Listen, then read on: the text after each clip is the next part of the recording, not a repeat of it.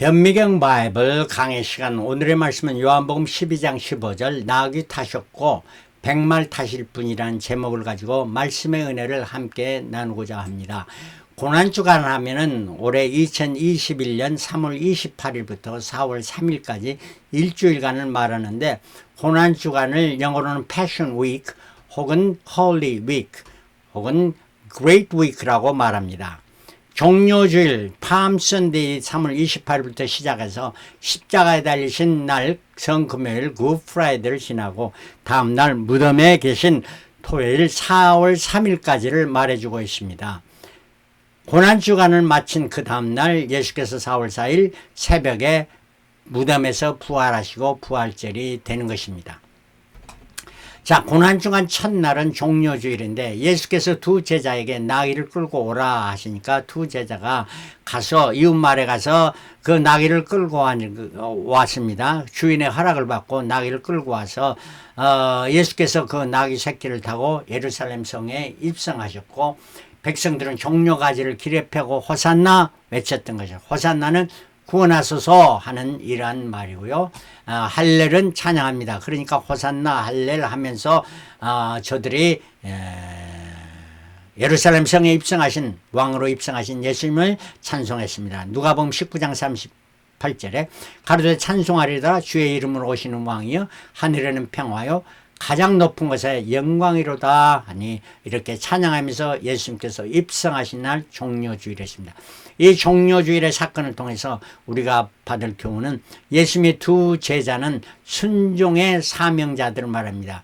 주님께서 어떤 걸 일하라 하는 것을 그 맡은 것을 그대로 준행하는 사명자들은, 옳은 말하면 주의 사명자들, 주의 종들을 말하겠죠. 이 사명자들은 생명의 위험을 각오하고 순종하고 복종을 해야 될 사람입니다.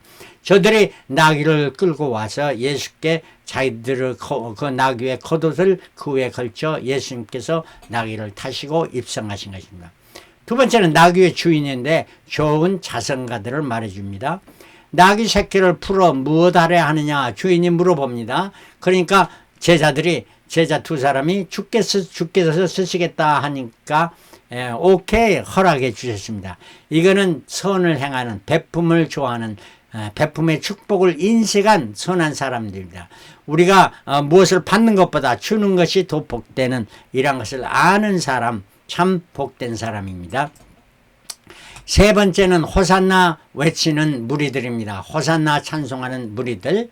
그런데 이때 호산나 찬송했는데 계시록 7장 9절에도 큰 무리가 흰옷을 입고 손에 종려가지를 들고 보좌 앞과 어린 양 앞에 서서 큰 소리로 외쳐 가로되 구원하심이 보좌에 앉으신 우리 하나님과 어린 양에게 있도다 하면서 종려 가지를 들고 찬양했던 이러한 모습이 이제 앞으로 계시록에 이러한 모습이 천성에서 나타나게 되는데, 저와 여러분들은 예수께서 이미 입원하실 때 지금부터 2000년 전에 있었던 그 사건에는 우린 참여하지 못하지만 이제 앞으로 있을 이러한 호산나 찬송하는 일에는 우리가 다 참여하는, 진심으로 찬양하고 기쁨으로 찬양하는 이러한 일이 있어야 될 줄 믿습니다. 이게 바로 성도들이 할 일이요. 그 다음에 예수를 태운 나귀가 있습니다. 이거는 복음의 사역자들 말입니다. 나귀의 그 새끼였습니다. 한 번도 사람을 태워오지 않는 나귀 새끼였고, 나귀라는 그 특성은 물건을 운반합니다. 그리고 사람을 태워주게 하고 치구력이 강합니다. 말과는 다르게 이렇게 치구력이 강해서 순종하는 이러한 나귀. 이 나귀는, 예수를 태운 나귀는 온유하고 겸손하고 침묵하고 인내하며 순종하는, 이거는 복음의 사역자는 예수 그리스도를 믿으며 복음을 듣고 복음을 전하라는 그 사명을 맡아서 꾸준하게 인내하며 전하는 우리 성도들, 복음의 사역자들을 말해주고 있을 것입니다. 예수께서 왜 나귀를 타셨을까? 첫 번째는 예언의 말씀의 성취입니다. 하나님의 말씀은 1.1에게 변함없이 하나도 땅에 그냥 떨어짐이 없이 다 이루어진다고 말씀했을 같이 스가랴 선지가 구약에서 9장 9절에 시온에 따라 크게 기뻐하시다 예루살렘 따라 즐거이 부르시라 보라 내 왕이 내게 임하나니 그는 공의로우시며 구원을 베풀며 겸손하시어 나귀를 타시니 나귀의 작은 것 곧 나귀 새끼니라. 스가랴 선지가 예언의 말씀을 했습니다. 이 예언의 말씀을 성취해야 됩니다. 예수께서 왕으로서 예루살렘에 나귀 타시고 새끼 나귀 타시고 입성해야 되지 말 타고 입성하면은 예언의 말씀이 이루어지지 않아요. 첫 번째는 모든 가장 더 중요한 예언의 말씀의 성취입니다. 두 번째는 나귀의 특성은 순결하고 겸손합니다. 나귀는 순결하죠. 그 다음에 매인 나귀였습니다. 아무 나귀, 들나귀가 아니고 매에 있는 나귀, 이거는 순종과 겸손의 나귀, 이러한 나귀를 타신 거죠. 그 다음에 이러한 나귀를 타신 주님은 뭐냐?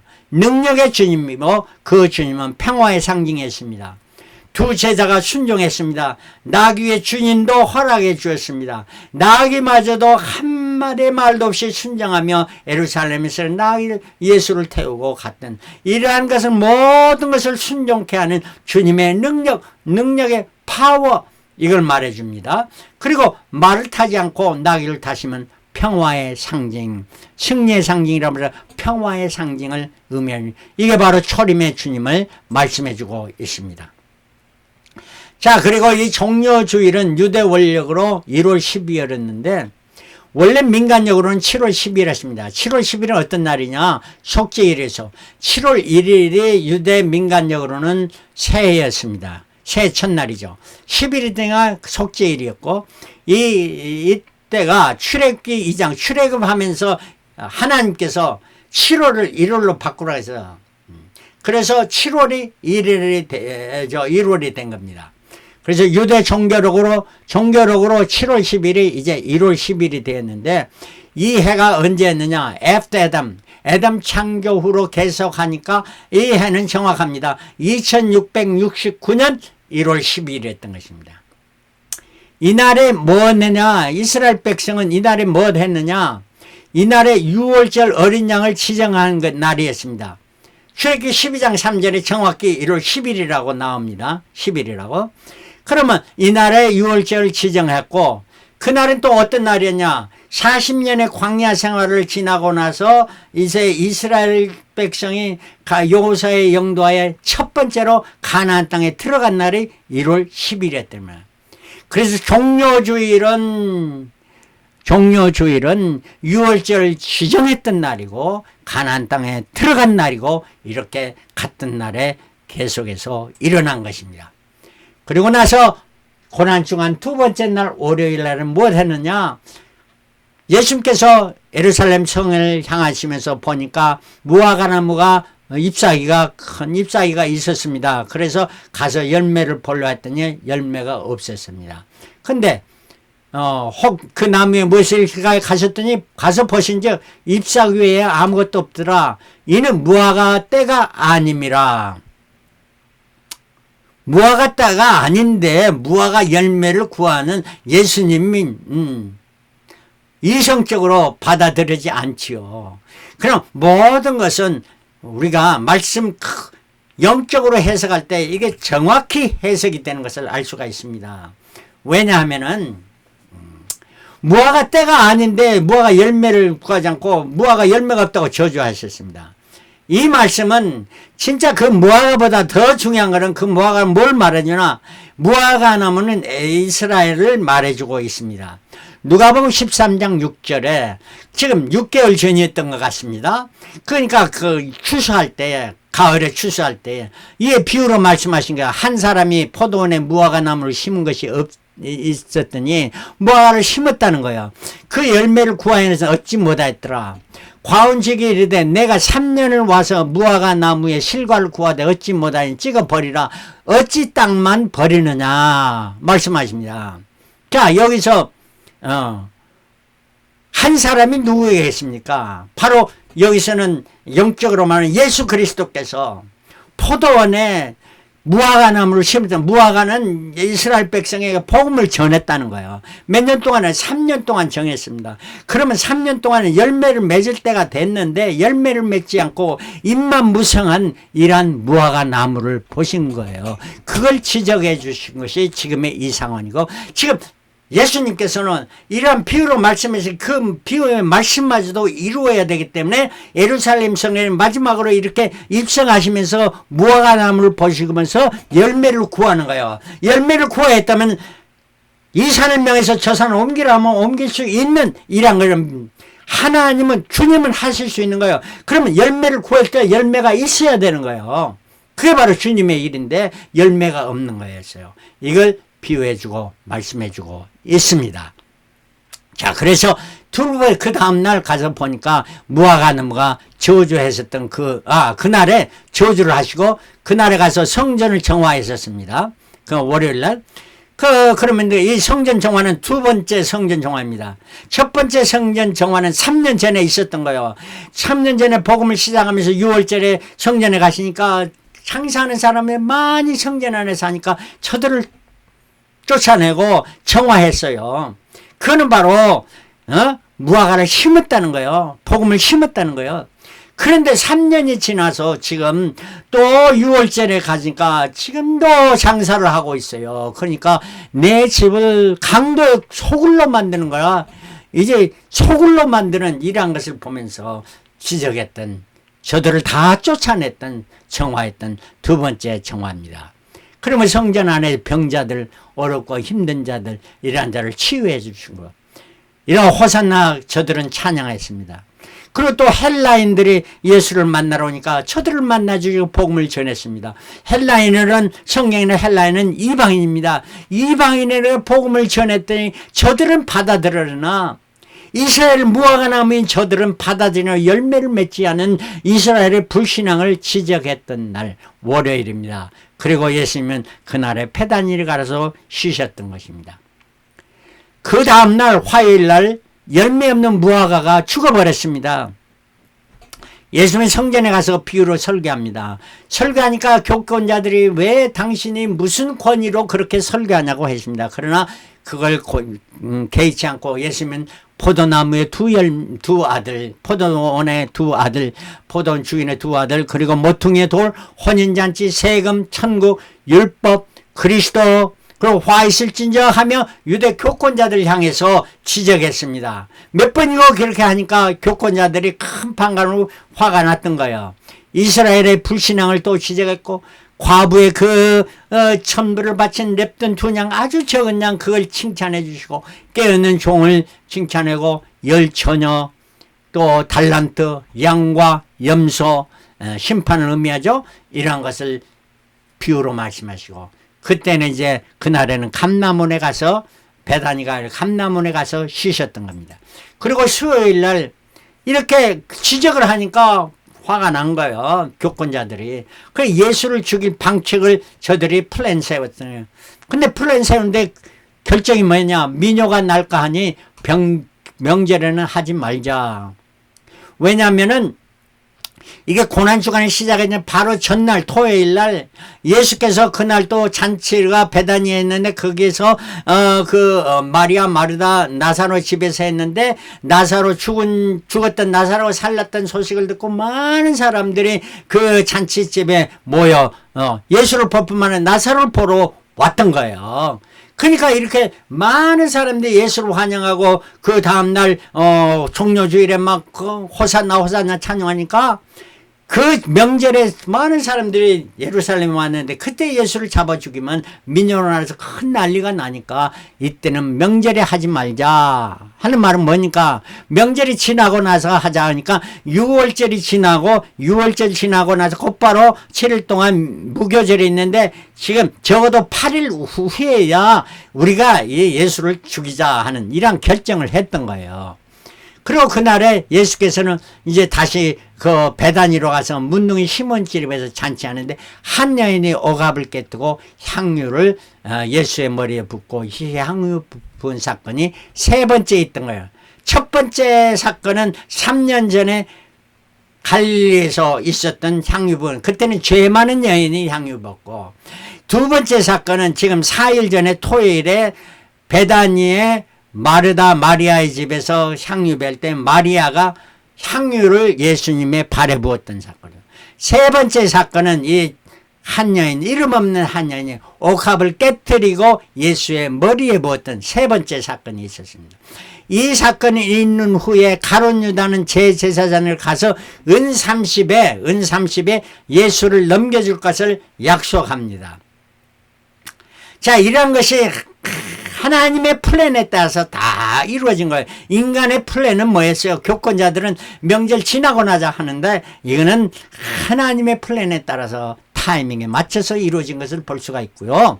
자, 6월절, 그러게 5일절 그 다음날 예수 십자가 달린 바로 하루 전에 6월절 식사를 하고 예수께서 그 자리에 제자들을 발을 씻기고 성찬식을 합니다. 이때에 가룟 유다의 배신을 아시는, 어제 예수를 팔라고 30에 팔았잖아요. 예수님 다 아시는 거예요. 그리고 6월절 식사를 하면서 유다에게 예수님 말씀이나 내 할 일을 속히 하라 하면서 가룟 유다를 지적합니다.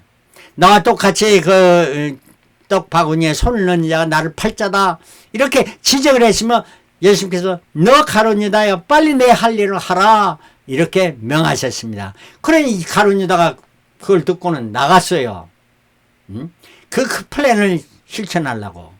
그랬는데 제자들은 가난한 자를 도우러 갔다고 생각하고 오해를 하고 있었던 겁니다. 누가?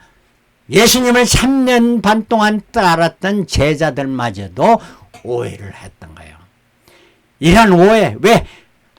주님의 뜻을 모르면은 이러한 실수를 할 수 있다는 것을 우리는 알고, 우리는 하나님의 뜻을, 하나님의 말씀을 통해서 기도하면서 무엇이 하나님의 뜻인가, 너는 하나님의 뜻이 무엇인가 분별하도록 하라.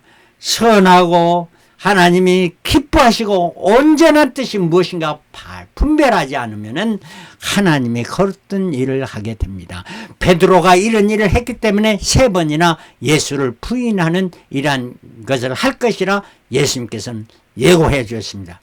그러고 나서 그날에 예수님께서 저녁에 다락방에서 사랑하는 제자들 향해서 설교를, 요한복음 14장부터 16절 것이 내가 환난을 당하나 담대하라, 내가 세상을 이겼노라 하시면서 마지막 고별 설교를 하시며 감람산으로 향하시면서, 요한복음 17장에는 대제사장은 기도를 합니다. 하나님께 저들을 불쌍히 여기서 돌봐주셔서 기도하면서 감람산으로 예수님께서 제자를 데리고 향하시면서 포도나무 그 오차들을 지나면서 포도나무에 비유를 하십니다.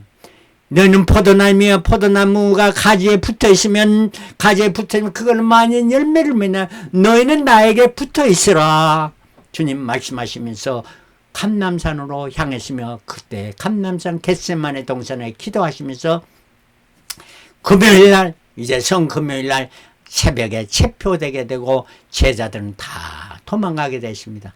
예수님은 안나스와 가야바에게 재판을 받고, 그때 베드로는 가야바의 재판을 받을 때 3번이나 부인합니다. 나는 죽어도 모르겠다 저주하면서 부인했던 겁니다. 그러나 그때 닭이 꼬꼬대 울게 될 때 그 닭의 울음소리를 듣고 예수님의 시선이 마주치게 되고, 이 시선이 마주칠 때 베드로는 밖에 나가서 통곡하며 회개했던 것입니다. 이러한 우리의 삶에서도 통곡의 역사가, 회개의 역사가 이루어져야 될 줄 믿습니다. 그러나 가룟 유다는 그런 통곡이 없었죠.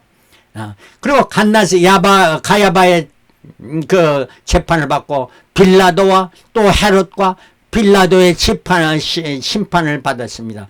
5사람의 이러한 5번의 심판을 받고, 마지막에 빌라도는 예수를 죽이려고 안 했으나 많은 사람들이 크루시파임, 예수를 십자가에 못 박으라 이렇게 요즘에, 그 중에는 며칠 전만 해도 호산나 불렀던 사람들이 이제 며칠 만에 돌아서 가지고 크루시파임 이러한 사람들도 그 중에 있었을 거예요. 절대로는 그러한 무리에 속해서는 안 되겠죠. 그래서 예수님께서 군병들의 초롱을 받으면서 그 채찍을 받으면서 가슴 면류관을 쓰시고 비아 돌라로사 그 십자가의 콜고다의 길을 가시며 무거운 십자가를 지시며 몇 번이나 쓰러지시면서 그 길을 가셨고 마침내 십자가에 달리시는 오전 9시에 십자가에 달리시면서 가상 3원을 하셨습니다. 오후가 셋을 온 세상이 깜깜해지셨습니다. 지었어요. 이때 예수님께서 마지막으로 가선 사언합니다. 엘리 엘리 라마 사바사니 어찌하여 나를 버리시나이까 하나님이여 이렇게 부르짖던 주님. 그러시면서 내가 목마르다. 또 주님께서 말씀하십니다. 내가 다 이루었다. It's finished. 내가 구속사를 다 이루었다. 십자가상에서 다 이루시고 내 영혼을 아버지 손에 부탁하이나 기도하면서 마지막 운명하신께 성소의 휘장이 둘로 나눠졌습니다. 성소의 휘장이 둘로 나누어질 때 바로 우리 옛날에는 제사장 대제사장만 지성소에 들어갔는데 이제는 만인이 제사장이 되고 바로 예수 그리스도의 보혈의 피로 말미암아 언약궤의 속죄소에 들어가서 우리의 제사함을 받게 되었다는 겁니다. 그리고 예수님께서 요셉의 무덤에 장사되었던 것입니다. 이게 바로 성금요일이었던 거예요. 그러면 성금요일이 몇 년이었나? AA 4033년 1월 15일이었던 겁니다. 어째 4033년이냐? 예수님께서 이 땅에 오시는 해가 언제냐? After 아담의 창조 후에 4000년이었다. 하는 이란 말입니다. 그리고 33세 때니까 왜 4000년이냐 하면은 40이라는 사라는 수는 고통의 숫자입니다. 물론 사는 자연의 숫자고 고통의 숫자는 40년 하면은 40일 하면은 고통의 40년. 예수님께서 40일에 광야에서 시험을 받았고 사탄의 시험을 받았고 모세도 40일 동안 금식하면서 그 고통의 시간을 보내고 나는 40일 동안에 그 다음에 하나님과 교제하겠던 이런 하나님의 만남의 시간을 갖게 되었던 것입니다. 엘리야도 40일의 고난의 여정을 갔던 것입니다. 이토록 40은 바로 4000의 의미합니다.